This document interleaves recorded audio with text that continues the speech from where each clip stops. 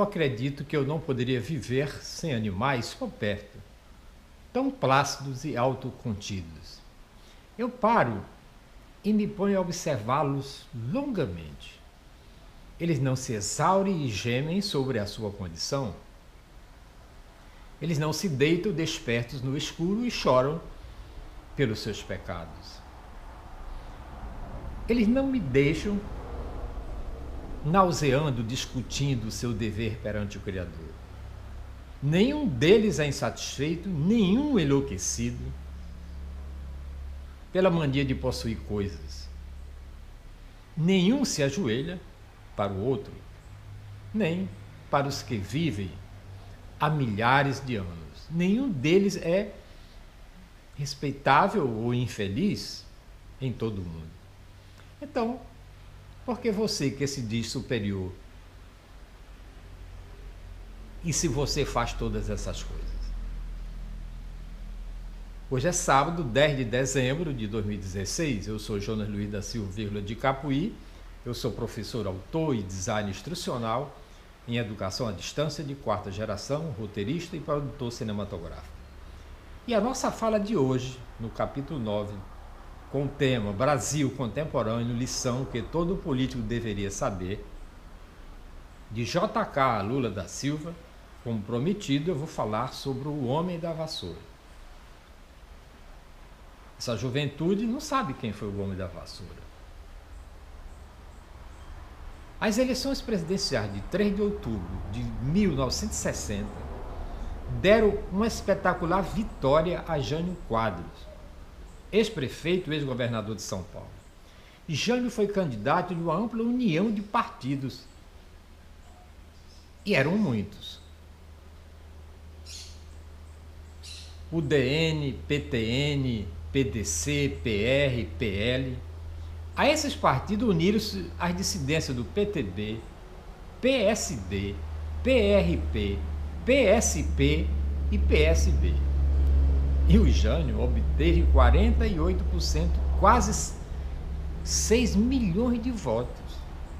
Dos votos válidos, conta 32% do Marechal Henrique Teixeira Lott, que como você viu no capítulo 8, e se você não viu, volte lá e veja novamente, ele era ministro da guerra de Juscelino Kubitschek e foi o candidato oficial pela aliança PSD-PTB. Outro ex-governador de São Paulo, Adhemar de Barros, foi também candidato e obteve 20% dos votos. A eleição de Jânio teve o comparecimento de 80% do eleitorado. Até então, nunca tantos eleitores haviam dado seu voto ao Brasil. Para a vice-presidência foi novamente eleito João Goulart, candidato da coligação PSD-PTB e era o vice-presidente de Juscelino Kubitschek. Aí é muito estranho. Como pode ser eleito um presidente de um partido e um vice-presidente de outro? Naquela época podia. Parecia estranho, mas era isso mesmo que acontecia, era muito comum.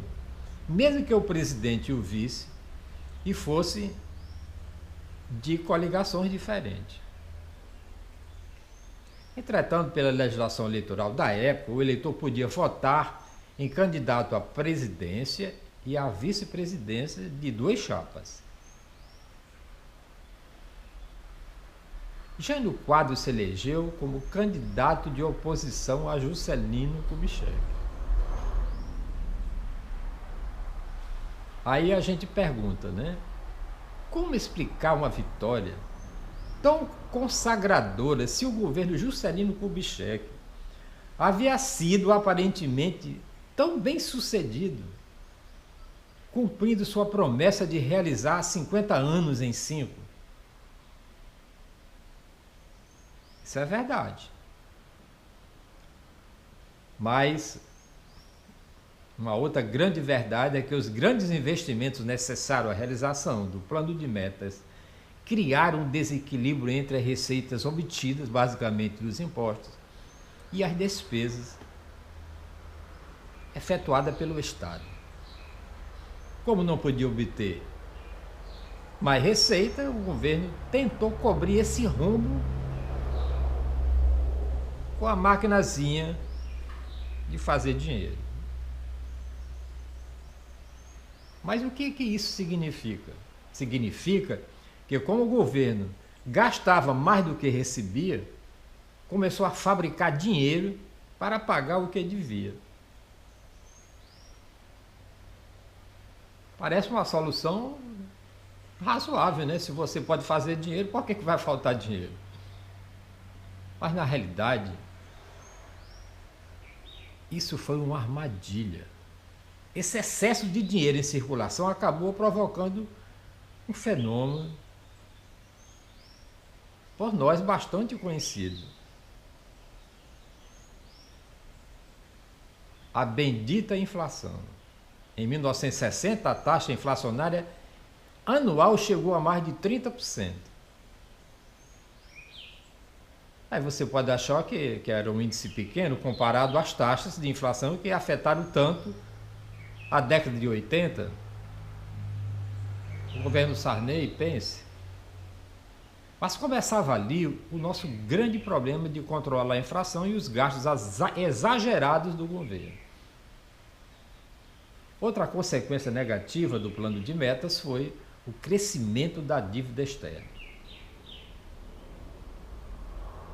Você também sabe muito bem como foi isso.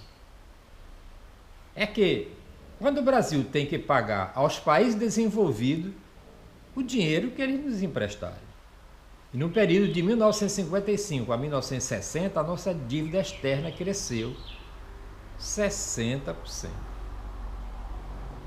Jânio Quadros se aproveitou desse problema do governo anterior e fez uma campanha eleitoral com muitas críticas ao governo JK. Prometia um governo austero e moralizador.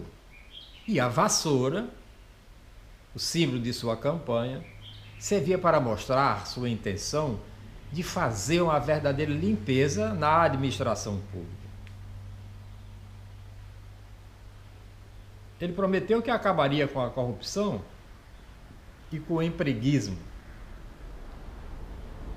E quando tomou posse, em 31 de janeiro de 1961, Jânio Quadros quis marcar seu governo com uma política de arrumar a casa.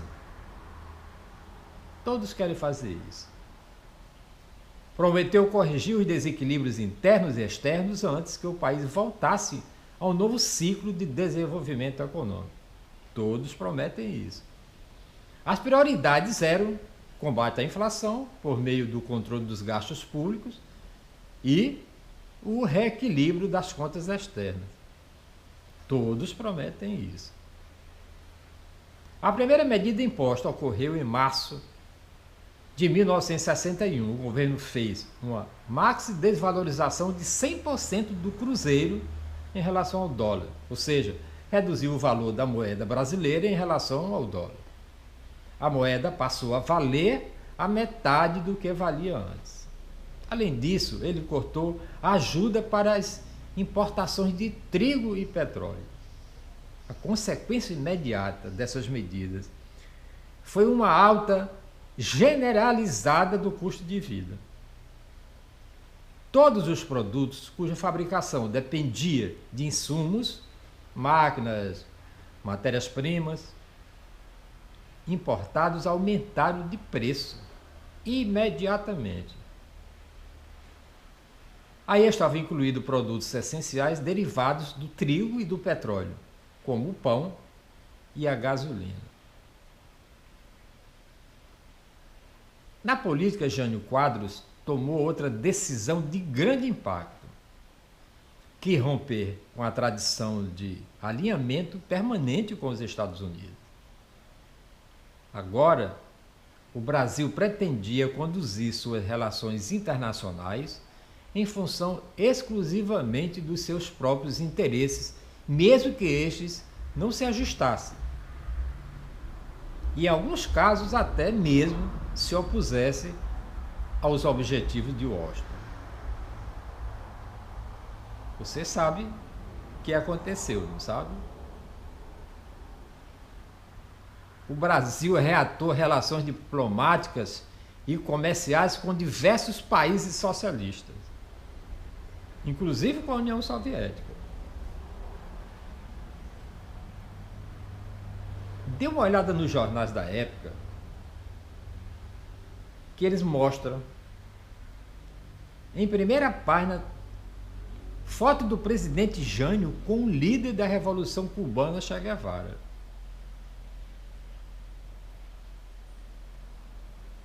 Pesquise aí as relações do governo Jânio com os países do terceiro mundo, especialmente com os estados africanos e com os novos vizinhos latino-americanos. Essa política ficou conhecida como política externa independente. Aliás, ela teve continuidade mesmo após a saída de Jânio da presidência, porque já tinha sido incorporada por seu sucessor. Então, o que dizer de um governo que com menos de 8 meses se interrompe por vontade própria? Foi assim que no dia 25 de agosto de 1961, menos de 8 meses após tomar posse, Jânio Quadros, o homem da vassoura, encaminhava ao Congresso um documento comunicando a sua renúncia ao cargo de presidente da República. Imagina aí. Mas como o presidente eleito, com tanto apoio popular, pôde frustrar as esperanças de quase 6 milhões de eleitores. Estou sendo um maluco mesmo, né? Como o governo que se iniciou com o apoio de tantos e variados partidos e grupos pôde, em curto tempo, sentir-se isolado a ponto de tomar uma atitude drástica como essa, da renúncia da presidência da República. Mas isso ocorreu porque a força política de Jânio acabou se transformando na sua fraqueza. Vai ser burro assim na casa do caralho. Como poderia um governo atender a tantos grupos, cada qual com interesses tão diferentes? Durante a campanha eleitoral, foi possível conciliar os diversos interesses em jogo. Mas quando o discurso transformou-se em ação, os problemas apareceram. E isso continuou assim.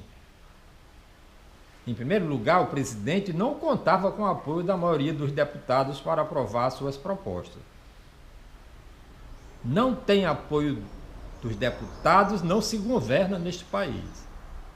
Os maiores partidos, o PSD da época e o PTB, tinham se transformado em oposição, logo para começo de conversa.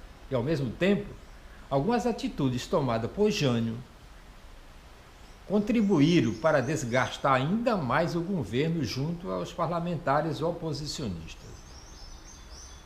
Fiel às promessas de campanha e procurando comprometer a administração de Juscelino Kubitschek, Jânio Quadros promoveu uma verdadeira devassa na administração pública.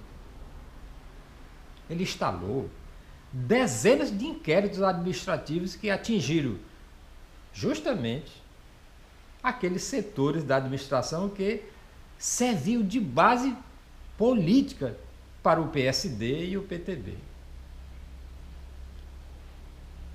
E você pensa que foi só isso? Ele fez muito mais.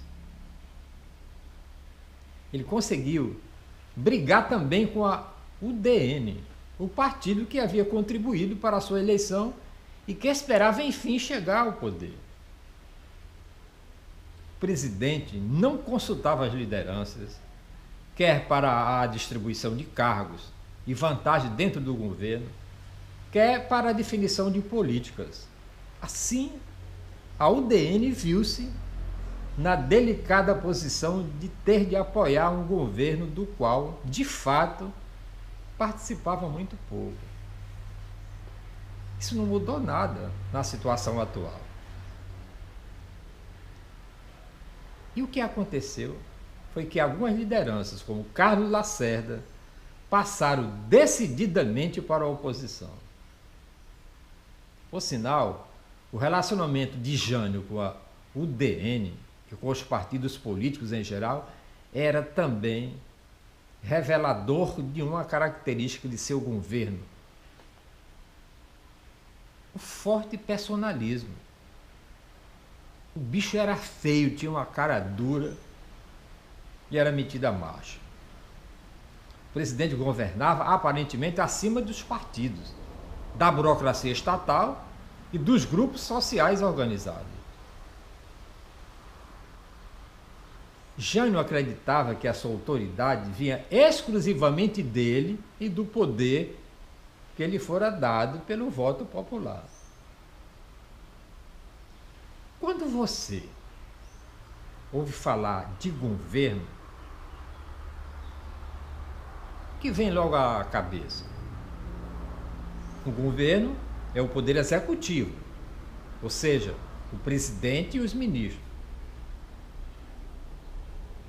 Ou o governo é o executivo se relacionando com outros poderes, o legislativo e o judiciário, harmonicamente. Agora a gente viu que é mentira, que não existe esse negócio de poder harmônico no país. Nunca mais eu vou dizer que os nossos poderes são harmônicos. De que maneira o presidente Jânio Quadros entendeu essa questão? Como você avalia o comportamento de um político como Jânio, um cara cabeça dura? Ele seria um democrata? E como ficaria a relação do Brasil com outros países com o governo desse jeito? Aqui também os problemas foram aparecendo. Os setores mais conservadores da sociedade brasileira, civil e militares, justamente aqueles que eram a base de sustentação política do governo Jânio Quadros, começaram a desconfiar da política externa e independente deste cara maluco.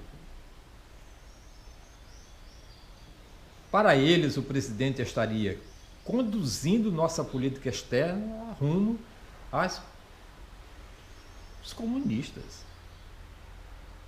Nem mesmo a política econômica de Jânio Quadros conseguiu apoio generalizado, porque os salários foram congelados, enquanto a inflação e o custo de vida continuavam subindo.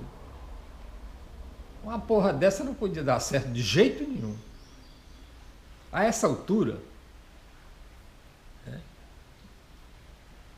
claro que você está suspeitando de que muitas coisas andavam mal no governo de Jânio Quadros. Menos de um ano após o início do mandato, o presidente se deparava com um quadro de crescente oposição e isolamento político. Ele ficou sozinho lá no gabinete dele. Foi que, afinal, levou Jânio ao gesto de renúncia. Em carta dirigida ao povo brasileiro, o presidente atribuía as dificuldades enfrentadas por seu governo à ação de forças ocultas, mas não esclarecia exatamente de que ou a quem ele estava se referindo, se era alma do outro mundo. Uma carta renúncia dele, ele disse: fui vencido pela reação, assim deixo o governo, sinto-me porém esmagado, forças terríveis levantam-se contra mim e me intrigam e me inflamam até com a desculpa da colaboração. Se permanecesse, não manteria a confiança e a tranquilidade, ora quebradas, indispensáveis ao exercício da minha autoridade. A mim não falta a coragem da renúncia. Esses trechos da carta do presidente Jânio Quadros à nação, no ato de sua renúncia, ele visivelmente se inspirou na carta testamento de Getúlio Vargas.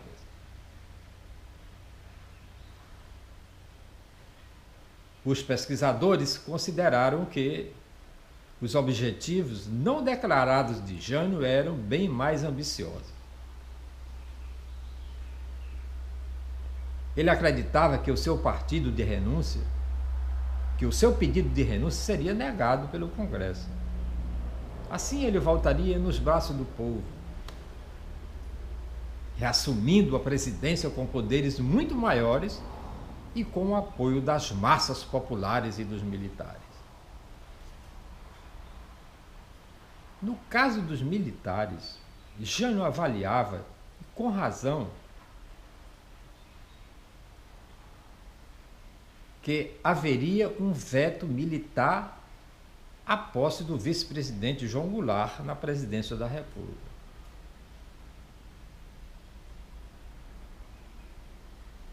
Mas, de fato, isso aconteceu.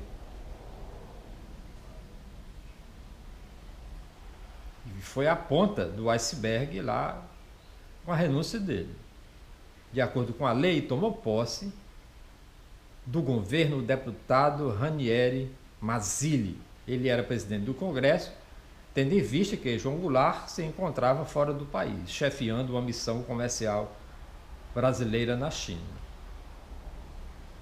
Também a população, perplexa, não esboçou qualquer reação ao gesto do presidente. Poucos dias depois, os ministros das 3 Forças Armadas divulgaram um manifesto em que vetava a posse do vice-presidente ausente do país. Pense, por trás do voto dos militares estava a desconfiança de que estes nutriam em relação à figura de Jânio e à sua trajetória política fortemente associada ao getulismo e ao sindicalismo do PTB. João Goulart já foram motivo de uma crise com os militares durante o segundo governo Vargas, quando ele era ministro do Trabalho e quis elevar em 100% o salário mínimo. Desde aquela época se dizia que ele tinha a intenção de transformar o Brasil numa república sindicalista, nos moldes que fizera Perón na Argentina. Apesar de ser um grande proprietário de terras e de defender a propriedade privada em um capitalismo humano e patriótico, Jango era acusado pelos setores mais conservadores de tendências comunistas.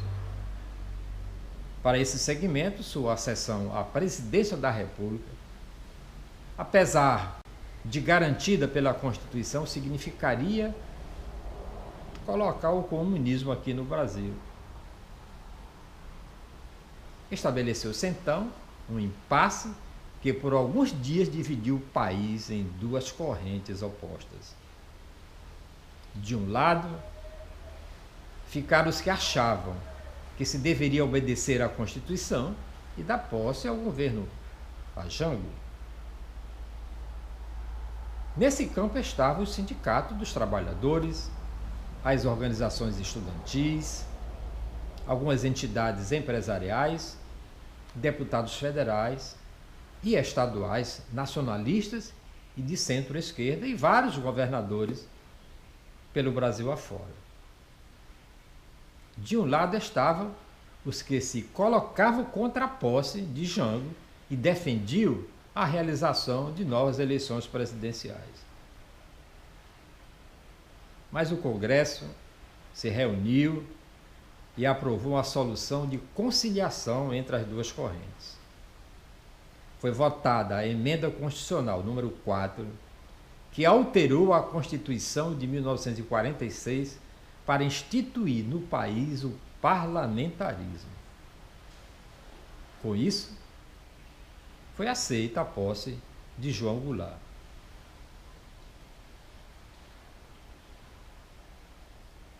Então, nós recordamos até aqui que, apesar da euforia desenvolvimentista, a herança do governo JK também teve seu lado negativo, deixando diversos problemas pendentes para o governo seguinte resolver. foi isso.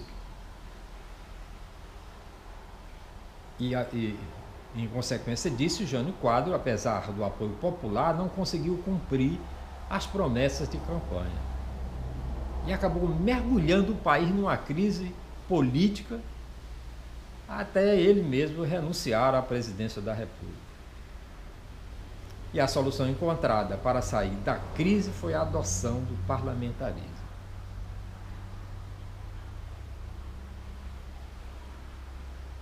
Mas é hora de se perguntar, quais foram as mudanças introduzidas pelo parlamentarismo? Por que essas mudanças permitiram superar o veto à posse de João Goulart? Realmente são boas questões para você refletir. Por isso é bom que você pesquise sobre este assunto. Estude sobre ele, porque esse foi um momento político muito interessante para se compreender os dias de hoje. Nós ficamos hoje por aqui. Amanhã nós vamos falar sobre os anos radicais no capítulo 10 da série A Lição que todo político deveria saber.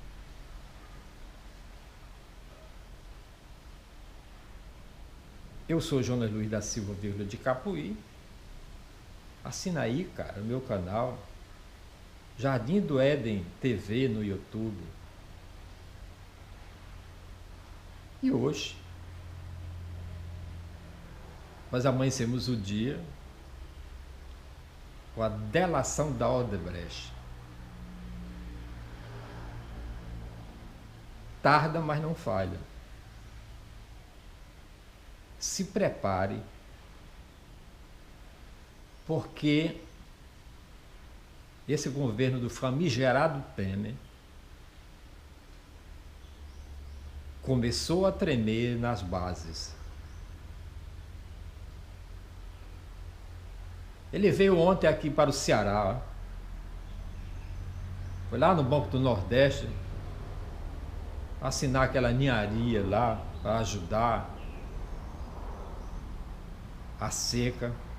A cara lavada daquele sujeito. Rapaz, é inacreditável. Aguarde.